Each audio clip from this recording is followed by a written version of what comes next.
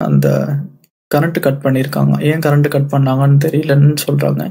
EB side வந்து என்ன சொன்னாங்க அப்படின்னா, அவங்க வந்து கரண்ட் கட் பண்ணல அப்படின்னு சொல்லி சொன்னதா ஒரு தரப்பினர் சொல்றாங்க.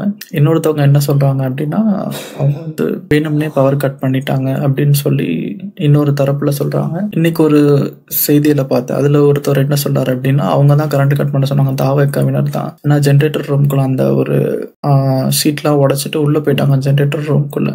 ஏன்னா அந்த அளவுக்கு ஒரு கூட்ட நெரிசல். அதனால வந்து அவங்க தான் கரண்ட் கட் பண்ண சொன்னாங்கன்னு சொல்லிட்டு தாவக மேல திமுகவினர் பழி போடுறாங்க. திமுக மேல இருந்து தாவகவினர் பழி போடுறாங்க. அப்படியே மாத்தி மாத்தி பழி போட்டுக்கிட்டு தான் இருக்காங்க. ஸோ இதுல வந்து மக்கள் வந்து பாத்தீங்கன்னா நிறைய பேர் போயிட்டு இருந்திருக்காங்க. அதுவும் மதியம் இல்ல காலையில இருந்து ஒரு 10-11 மணில இருந்தே நிறைய கூட்டம் வந்திருக்கு. விஜய்க்கு வந்து பாத்தீங்கன்னா அந்த ஒரு ஸ்கெடியூல் பாத்தீங்கன்னா ஒரு 3 to 5 மணிக்குள்ள வரா மாதிரி தான் தகவல் சொல்லியிருக்காங்க முன்னாடி. ஆனா அவர் எழுதி கொடுத்த லெட்டர்ல வந்து அந்த 3 to 10க்குள்ள வருவோம்னு சொல்லி தான் போட்டுருச்சுன்னு சொல்லிட்டு அதை வந்து இந்த தாவேகா தரப்பு லாயர் வந்து சொல்றாரு. ஸோ அதையுமே ஒரு காரணமா சொல்றாங்க நிறைய பேர். விஜய் வந்து லேட்டா வந்தது தான் காரணம், கொஞ்சம் சீக்கிரம் வந்திருக்கலாம் அப்படின்லாம் நிறைய பேர் சொல்றாங்க. ஆனா அண்ணாமலை என்ன சொல்றாரு அப்படின்னா, அதை வந்து ஏத்துக்க முடியாது. தாமதமா வந்ததில் என்ன சொல்றது, அதெல்லாம் காரணமா சொன்னீங்கன்னா ஏத்துக்க முடியாது. போலீஸ் ஆபீசர் என்ன பண்ணிட்டு இருந்தாங்க, உளவுத்துறை என்ன செஞ்சது அப்படின்னு சொல்லிட்டு அண்ணாமலை வந்து காவல்துறை வந்து கேள்வி கேட்டிருக்காரு. ஏன்னு கேட்டீங்கன்னா, ஒரு இடத்துல கூட்டம் கூடுது அப்படின்னா எவ்வளவு கூட்டம் கூடுன்னு கணிக்கிறதுக்கு தான் காவல்துறை இருக்கு, அந்த உளவுத்துறை இருக்கு. அதுக்கு தான் 2 வாரம் முன்னாடியே அவங்கள்ட்ட போய் பர்மிஷனுக்கு நிற்கிறாங்க. அப்படின்றப்ப இதுக்கு முன்னாடி விஜயோட கூட்டம் வந்து இவ்வளோ வரும்னு பார்த்துருக்கோம். அப்போ இங்கே இவ்வளோ வரும்னு சொல்லிட்டு ஒரு கணக்கு பண்ணி அவங்களுக்கு தெரிஞ்சிருக்கும். ஸோ அப்போ வந்து குறைச்சி மதிப்பீடு போட்டாங்க அப்படின்னு சொல்றாங்க. காவல்துறை வந்து அசால்ட்டா சாக்க சொல்றாங்க. என்னன்னு கேட்டீங்கன்னா, எங்களுக்கு வந்து 10,000 தான் எழுதி கொடுத்தாங்க, நீங்க வந்து கூட்டம் 27,000 வந்தா நாங்க என்ன பண்றது, அது எங்க கையில எதுவும் இல்லைன்ற மாதிரி அவங்க சொல்றாங்க. அப்புறம் வந்து பாத்தீங்கன்னா பிளான் பண்ணி தான் இந்த இடத்த கொடுத்துருக்காங்க அப்படின்னு சொல்லிட்டு நிறைய பேர் சொல்றாங்க. விஜயுமே நாமக்கல்ல போன வாரம் பேசினப்பெல்லாம் அதான் சொல்லியிருப்பாரு. நாங்க அப்படி என்ன கேட்கிறோம், ஒரு என்ன சொல்றது, ஒரு நல்ல ஃப்ரீயான இடம், மக்கள் வந்து நின்று பார்த்து போறதுக்கு. ஆனா எப்போதுமே குறுகலான வழியை கொடுக்குறீங்க, என்னதான் உங்க எண்ணம் அப்படின்னு சொல்லியிருப்பாரு. அவர் போன வாரம் சொன்ன மாதிரி இந்த வாரம் பாத்தீங்கன்னா அந்த ஒரு குறுகலான சாலையில கொடுத்து இந்த மாதிரி விபத்து நடந்துருச்சு. இன்னொரு வீடியோல வந்து சவுக்கு சங்கர் கூட சொல்லியிருப்பாரு. அதாவது என்ன சொன்னாருன்னா, இந்த அரசு தான் ஏதாவது அசம்பாவிதம் நடக்கணும் அப்படின்னு சொல்லிட்டு விரும்புது, அதனால வந்து பிளான் பண்ணி இந்த இடம் கொடுத்துருக்காங்க.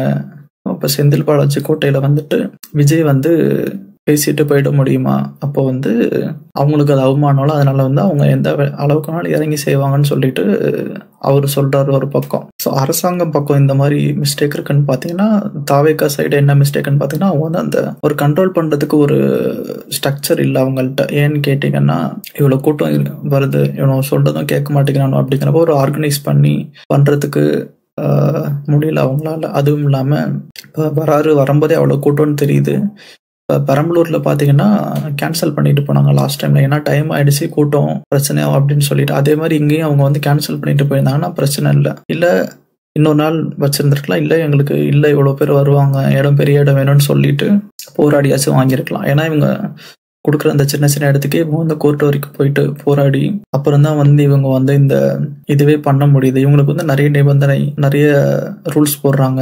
ஆனா ஆளுங்கட்சிக்கு பாத்தீங்கன்னா அந்த மாதிரிலாம் எதுவும் ரூல்ஸ் போடுறதில்ல அப்படின்னு சொல்லிட்டு மக்கள் நிறைய பேர் சொல்றாங்க. ஸோ அப்போ அதுவும் இல்லாம இன்னொரு விஷயம் என்ன சொல்றாங்க அப்படின்னா, விஜய் வந்து 7 மணிக்கு தான் வருவாரு, ஆனா 12 மணிக்கே வந்து ட்விட்டர்ல வந்து ட்வீட் போட்டாங்க, விஜய் வந்து கரூர் வந்துகிட்டு இருக்காரு அப்படின்ட்டு. அதனாலதான் மக்கள் கூட்டம் வந்து அதிகமா கூடுச்சு அப்படின்னு சொல்லிட்டு ஒரு தரப்பு வந்து சொல்றாங்க. அதை எந்த அளவுக்கு உண்மைன்னு தெரியல. பட் ஆனா பாத்தீங்கன்னா அன்னைக்கு சனிக்கிழமைன்றதுனால காலையில இருந்தே மக்கள் கூட்டம் அதிகமா இருந்துச்சு தான். அதை வந்து கண்ட்ரோல் பண்ண வேண்டியது வந்து காவல்துறையோட வேலையும் தான். அவங்க வந்து தடுத்துருக்கலாம். ஏன்னா இவ்வளவு கூட்டம் இருக்கு, போனா பிரச்சனையாகும் அப்படின்னு சொல்லிட்டு அவங்களுக்கு தெரிஞ்சிருக்கும். கண்டிப்பா அவங்க தெரிஞ்சுமே இந்த மாதிரி பர்மிஷன் கொடுத்தாங்க அப்படின்னா, அப்போ அது பின்னாடி யார் இருக்கா, யார சொல்லி இந்த மாதிரி செய்யறாங்க அப்படின்ட்டு பல கேள்விகளை வந்து மக்கள் எழுப்புறாங்க. அதுவும் இல்லாம பாத்தீங்கன்னா ஆம்புலன்ஸ் வந்து உள்ள விட்டுருக்காங்க. அதாவது அந்த கூட்டத்துல பஸ் போறதுக்கே இடம் இல்லை, அடிச்சு நவுத்திட்டு தான் இந்த விஜயோட பிரச்சார வாகனமே போயிருக்கு. அதுக்கு நடுவில் 2 ஆம்புலன்ஸ் வேற உள்ள விடுறாங்க. அது வந்து எப்படின்னா ஃபர்ஸ்டே வந்துருச்சு. வரும்போது அந்த ஆம்புலன்ஸ் உள்ள போனதுக்கு அப்புறம் தான் அந்த செருப்பு வீச்சு நடக்குது. அப்புறம் பாத்தீங்கன்னா வரும்போதே கரண்ட் கட் ஆகுது. இந்த மாதிரி எல்லாம் நிறைய பிரச்சனை வந்து போயிட்டு இருக்கு மாத்தி மாத்தி. அந்த மாதிரி போயிட்டு இருக்கப்ப விஜய் வந்து முழுசா பேசல.